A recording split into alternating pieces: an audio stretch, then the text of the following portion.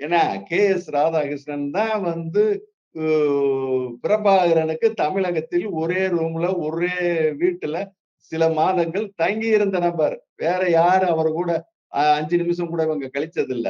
என்ன விடுதலை புலி தலைவர் பிரபாகரன் ஆரம்ப காலத்தில் சென்னையில பாண்டி பஜார்ல ஒரு துப்பாக்கிச் சூடு. அப்ப அந்த சம்பவத்துல பிறகு நெடுமாறன் ஐயா வலியுறுத்தல்ல அவர் போயி ஜாமீன் எடுக்கிறாரு. ஜாமீன் எடுத்துட்டு பிறகு அது தொடர்பா அந்த கேஸ் அவரு தான் பார்க்கிறாரு. பார்க்கிறது மட்டுமல்ல, பிற்காலங்கள்ல ஒரே இல்லத்தில் பிரபாகரன் அவர்கள் அ அந்த கே.எஸ். ராதாகிருஷ்ணனோட தான் தங்குறாரு. உற்ற நண்பராவும் தான் இருக்காரு.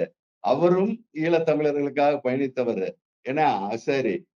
அதே மாதிரி பார்த்தீங்கன்னா, அன்றைக்கு குளத்தூர் மணி, ஐயா குளத்தூர் மணியும், கோவை ராமகிருஷ்ணனும் இங்க எவ்வளவு தூரங்கிறது இப்ப வெளி உலகத்துக்கு இப்பயும் தெரியும். ஏன்னா அவங்க இப்பயும் பண்ணிட்டு இருக்காங்க. ஏன்னா